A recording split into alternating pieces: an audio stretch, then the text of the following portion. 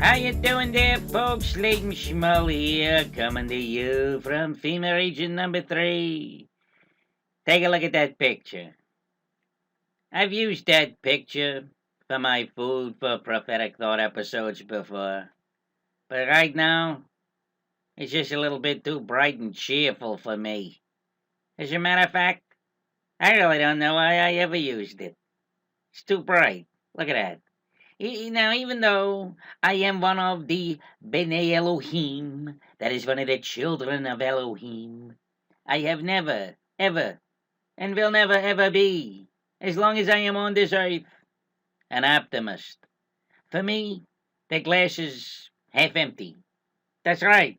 You heard me right. Laban, you mean to tell me that for you the glass is half empty? How can that be? Okay, I'll tell you. You want to know how it be that I see the glass as half empty? I'll tell you. 'Cause I am not of this world. This place is not my home. And so, until I reside in the place that is being prepared for me by the Father and my bridegroom Yeshua HaMashiach, the cup is not full. Not all the way, no way. Now don't get me wrong, it's not a complaint. It's just the reality. Look. One of the reasons that Yeshua was called a man of sorrows, it's right here in Isaiah 53:3, was because he missed being with his father. Come on now. Would you not say that Yeshua missed his home? What a question. What did he have to say on that matter? Check it out. Matthew, chapter 8, verse 20. Let's read it. And Yeshua said to him, Foxes have holes, and birds of the air have nests, but the Son of Man has nowhere to lay his head. And so, as followers of Yeshua, as his bride, do we not share in this? Of course we do. So that's what I'm getting at when I say that my cup is only half full at this time. And so, too, I think we need a more appropriate visual for this video. All right, let's get on with it. Brothers and sisters, you are about to see a video that is a little different from any of the ones that I have done before. For you see, it is the first one that I can say is being directed toward a particular person, a particular watch person, I should say. A watch person that many of you are quite familiar with. This watchman right here, Mr. Jonathan Kleck. Now, over the past 24 hours or so, I have been watching the series of videos that he has posted that he himself in the series says will be his final series. I believe that he believes, and I agree wholeheartedly with him, that our time here on this earth, we who are looking for a blessed hope, our time is coming to an end. It is very, very apparent that the work of many a watch person is about to be concluded. And I believe that even mine is winding down. Now, the reason I direct this video to Mr. Kleck is for reasons of encouragement and confirmation. Many things that I have seen in his work have encouraged me greatly, and they have led me to discover things that I would not have discovered were it not for his work. And I believe that I can bring him some encouragement through some things that I have discovered that serve to confirm his findings. I believe he would experience great encouragement by being made aware of them. So let's get into it. Now, I want to bring into the story my little Polish friend Shaul. Now, Shaul, that's Paul in the English. Well, actually, it's Greek. Shaul, was, as was Mr. Kleck, brought into this world as a Roman Catholic, but was not what would be termed as devout. Now, according to Mr. Kleck himself, he was also not a practicing Catholic throughout his early years. Now, for those of you familiar with Mr. Kleck's testimony, he was saved in an alley where he met an angel that called himself Michael, and who, in order to teach him the fallacy of a prayer, instructed Jonathan to pray the Hail Mary. Now, according to his testimony, Jonathan began to say the prayer, but literally felt life being sucked from his body.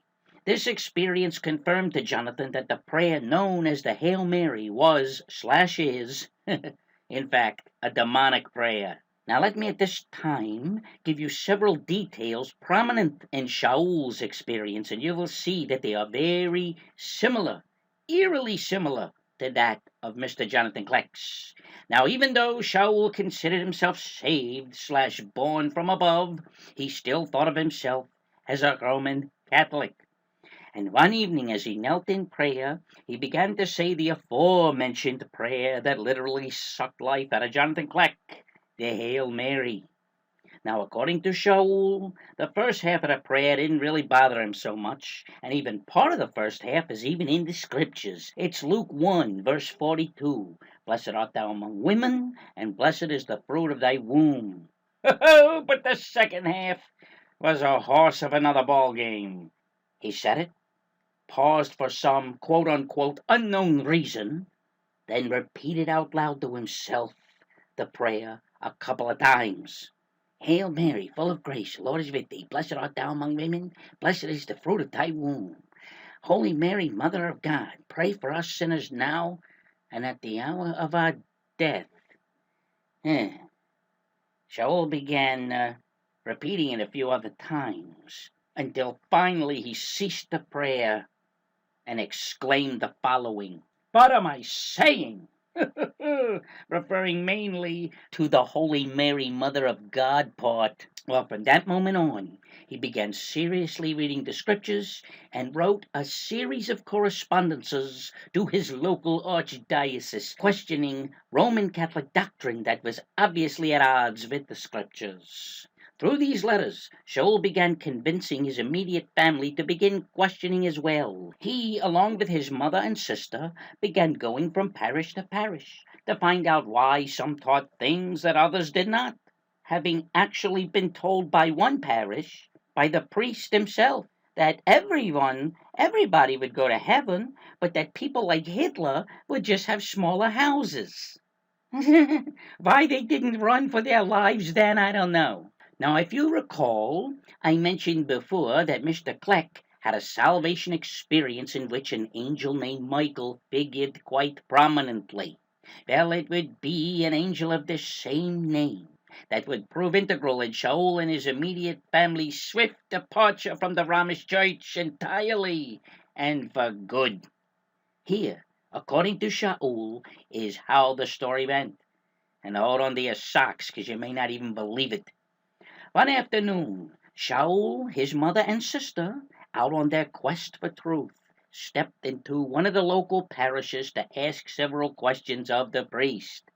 Well, the first thing they did is they walked in and they saw sitting there on the table a book, a big thick book, and it was called Gay Priests, and it was by a guy named James Wolfe. Now, let me remark that this was in the year 1989, the year that Shaul got saved. Right away they thought, oh boy. And believe you me, there was no pun intended. So they sat down and they started talking to the priest, and as time went on, they realized that the priest did not believe in a literal hell, nor did he believe in spiritual beings such as angels and demons. At this point, little Shaul took out a pamphlet from his pocket. It was a little prayer, kind of like a tract, and on it said, "Prayer to Saint Michael the Archangel." And he said unto the priest, "Priest," well, sort of like that, "I got here this prayer. It says prayer to Saint Michael the Archangel. Now, who is this? He can't be both. He can't be both an angel and a saint. Because, see, an angel is a spirit being, a saint is a human being. Which one is he?" And the priest went on to scratch his head and say, boy, you guys, that's a good question. That's a good one. That's actually what he said. That's a good one. So, at this, Shaul's mother spoke up And she said unto the priest, Priest, if I pray this prayer, who am I praying to? And the priest answered, are you ready for this one? The priest answered, Bill, I suppose it's like you're on the phone and there's no one at the other end. That's what the priest said. It's like you're on the phone and there's no one at the other end. At that point, Shaul, his sister, and his mother stood slowly and walked out, never again to return to such a place. Ow! Right on, Fritzy. And so do you see how Elohim actually made use of false prayer to open the eyes of these men at the very, very beginning of their journey to become watchmen on the wall, both having eye-opening experiences with this Hail Mary prayer and an angel called Michael. Man, oh man, moving on. And now we're going to send Shaul away, and I'm going to tell Jonathan a little bit more about Shaul's sister and an experience she had with this Roman church as a young teenager that ties perfectly into a subject that is major when it comes to much of what we see and have seen in Mr. Kleck's amazing work. First, let me say that Shaul's sister has a gift of discernment, much like Jonathan's, in that many of her dreams and direct messages from Elohim have been extremely unnerving and even ominous. Now, with regard to this Roman church, she has been aware of its teachings being demonic for as long as she actually has had memory. But one of her early experiences occurred in a quote-unquote Sunday school class.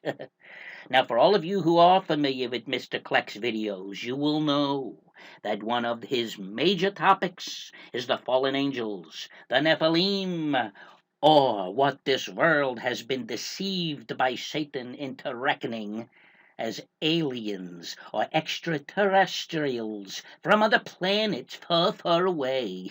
Now, the passage of scripture that tells of the birth of these demonic hybrids is Genesis 6, verses 1 and 2. Now it came to pass, when men began to multiply on the face of the earth, and daughters were born to them, that the sons of Elohim saw the daughters of men, that they were beautiful, and they took wives for themselves of all whom they chose.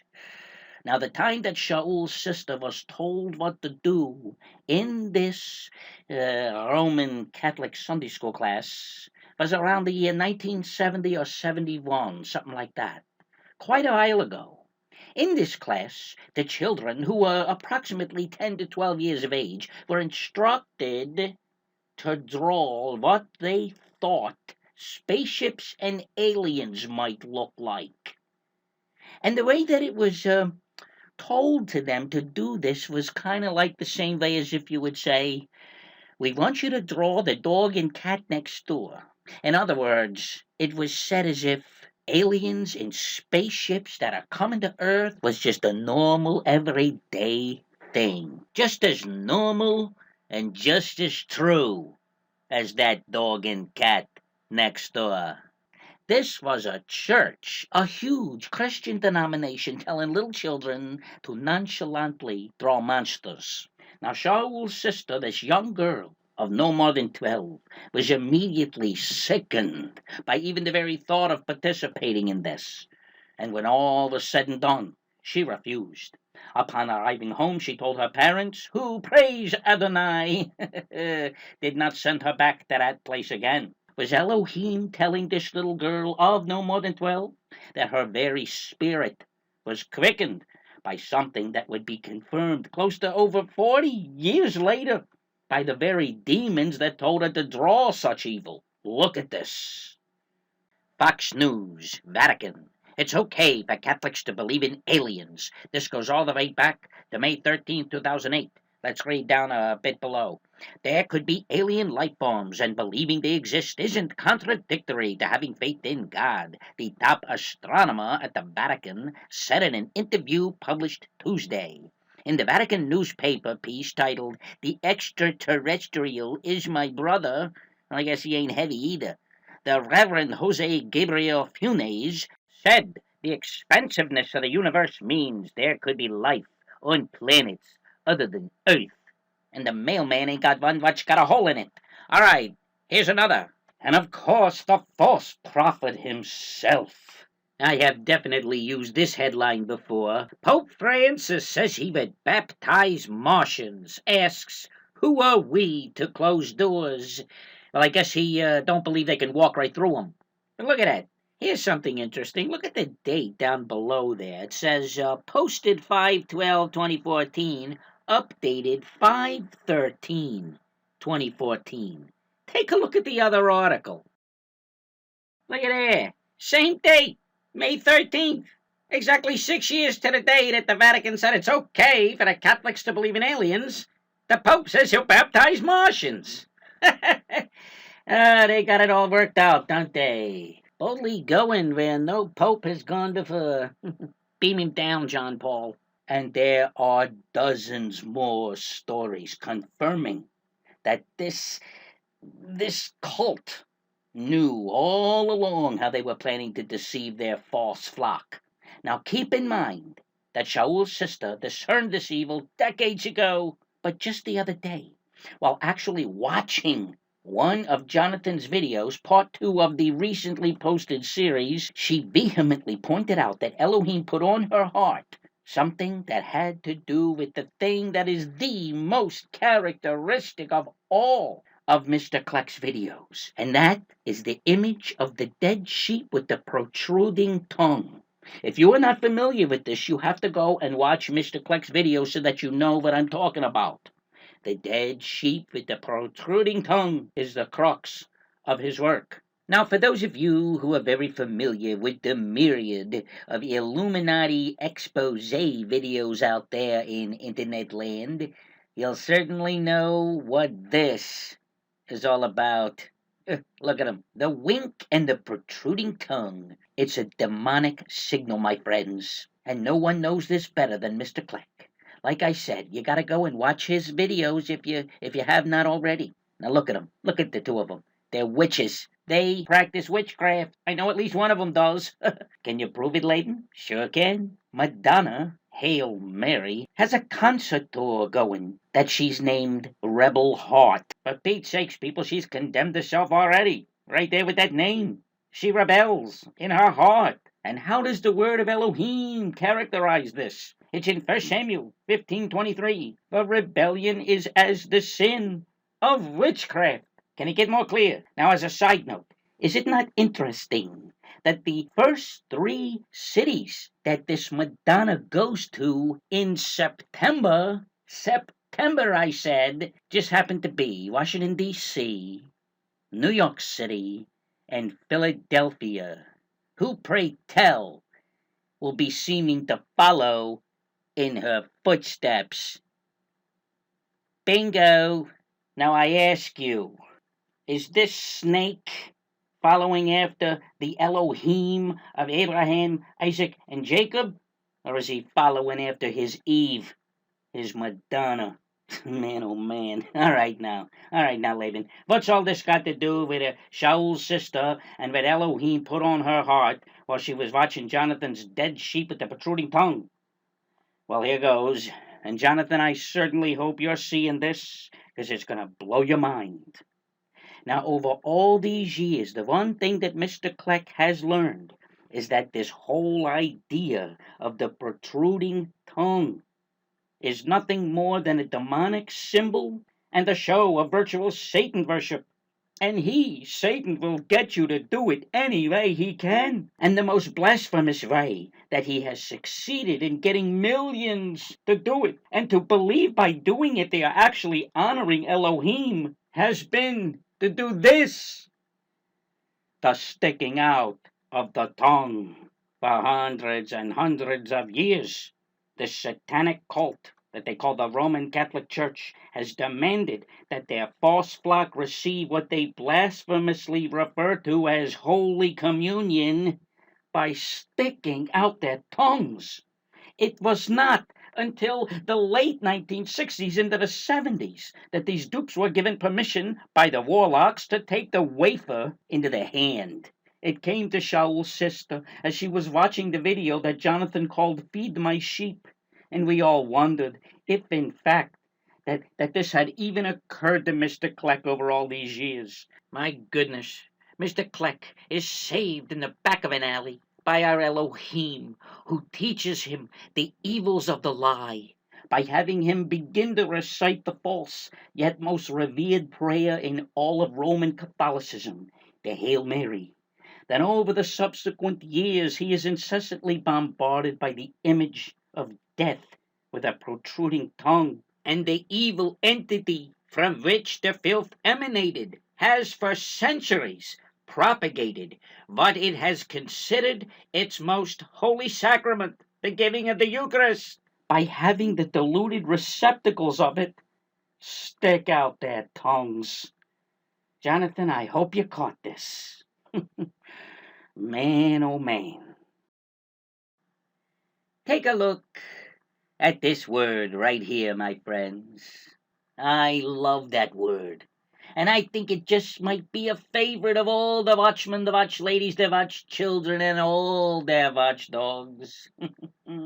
Ask anyone who watches the signs of the times, and they will tell you that there is nothing on this earth more exhilarating than getting a confirmation from Elohim that you are on the right track. I'm going to play a section from a video I did back when there were just hours left of the year 2014. Anybody out there remember 2014? Went by like lightning. It was from the last days of last December, and it was just about a month or so after I saw my first Jonathan Kleck video. It was about a bull and confirmation. All right, it's the morning of the winter solstice, December the 21st. And like every morning, I check out the sun, and usually if there's something of interest, it catches my eye right away. And that morning it certainly did. And it was this.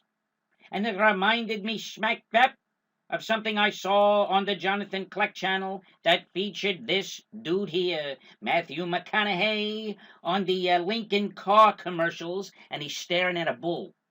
A bull that he refers to as Old Cyrus. Now, you got to watch this whole video, friends. I'll leave the link. Now, let's back up a little bit. Let's reduce Old Cyrus back to compare it to what I had seen on the sun. Look at there. And I tell you, what I saw just reminded me right away of the horns of a bull. I even found a picture of a longhorn skull, and I overlaid it. There you go. Look at there. Back it off. Let's show it again. Redux.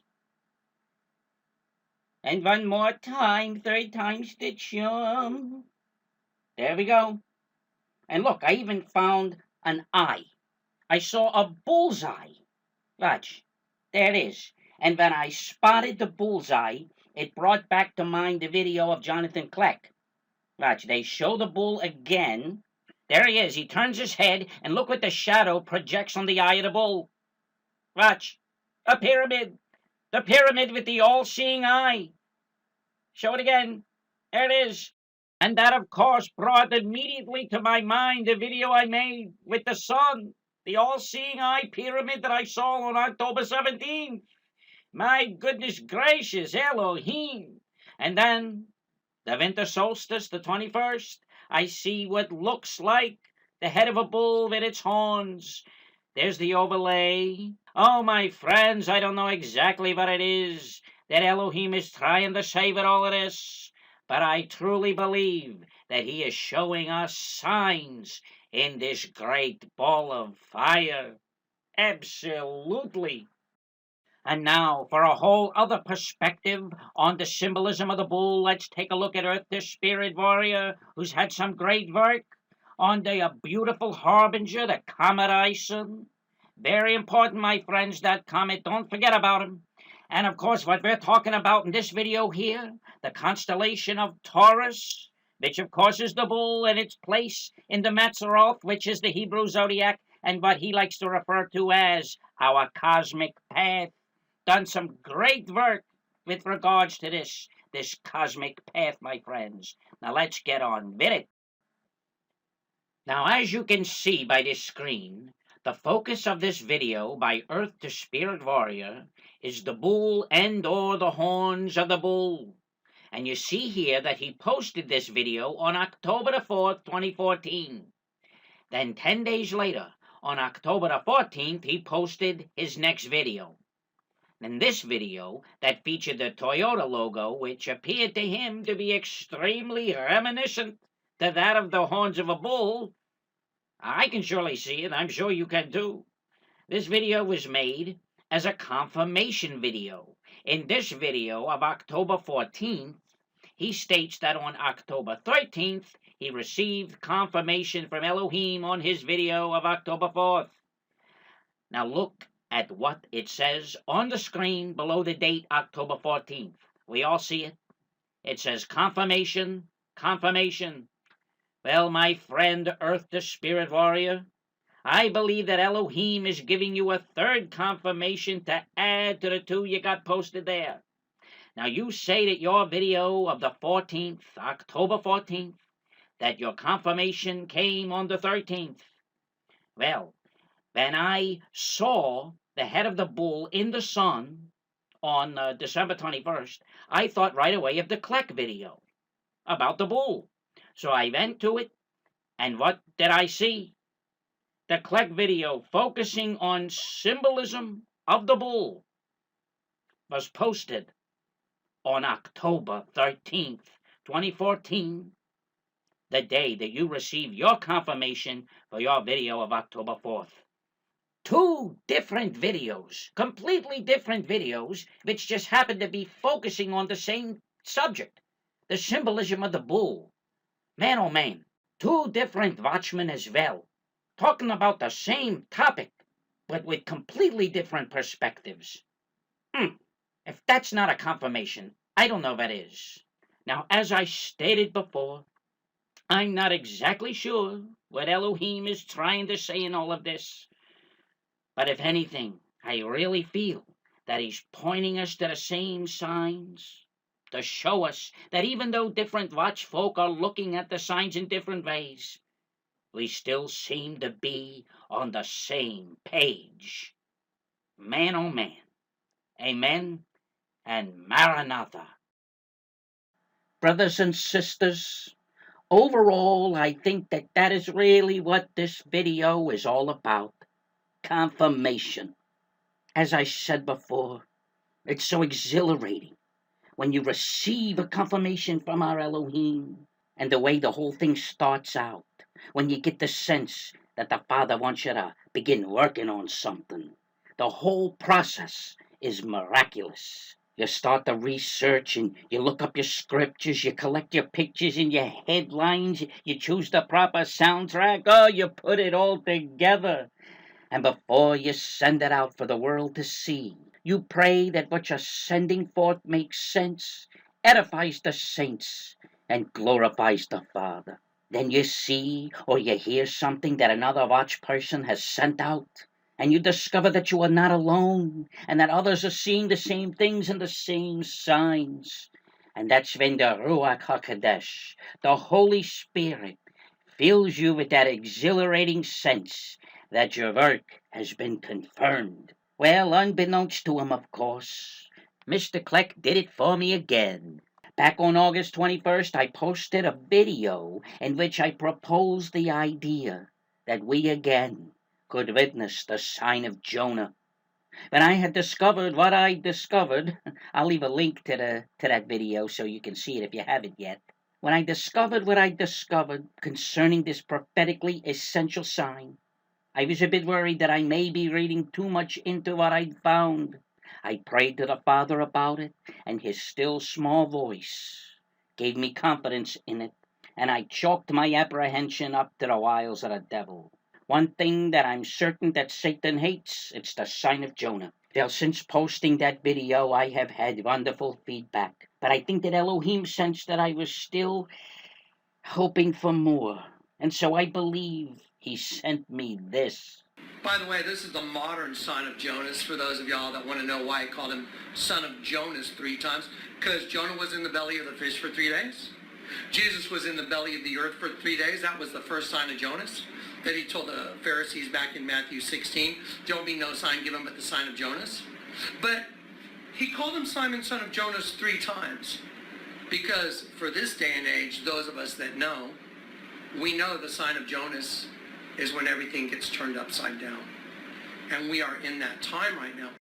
Friends, when I heard that, such a warmth filled me that could have only been one thing: confirmation.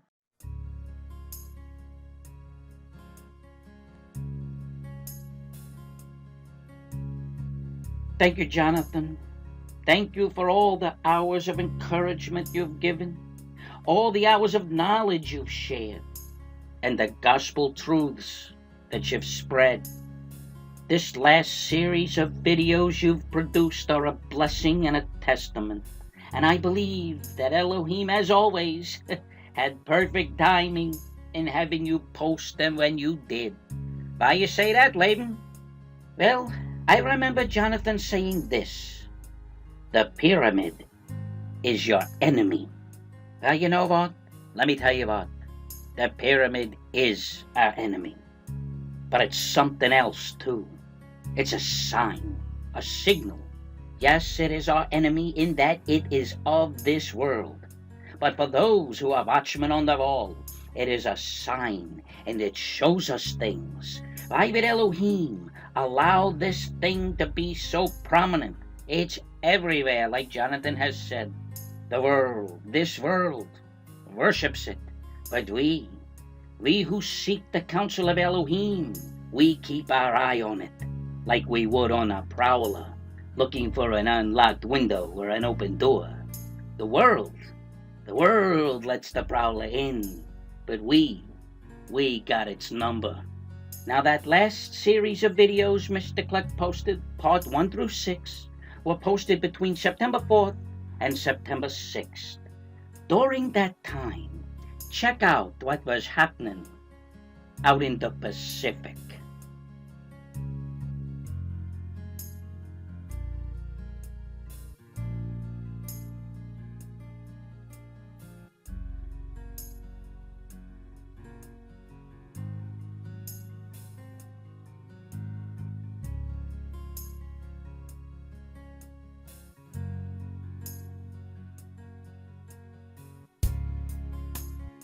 Something else, huh?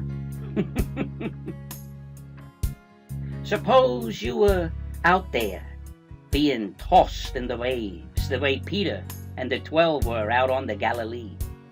And all of a sudden, Yeshua says with authority, "Look up." And you do. You look up. What would you see? You would see this. These 3 bright stars in the Shamayim. They are Vega, Deneb, and Altea. They call it the Summer Triangle. But what else do you see? If you're watching, and I hope you are, Jonathan, keep that discerning eye on those old pyramids. But while you do, remember this: when it actually comes down to it, what you're really seeing is this.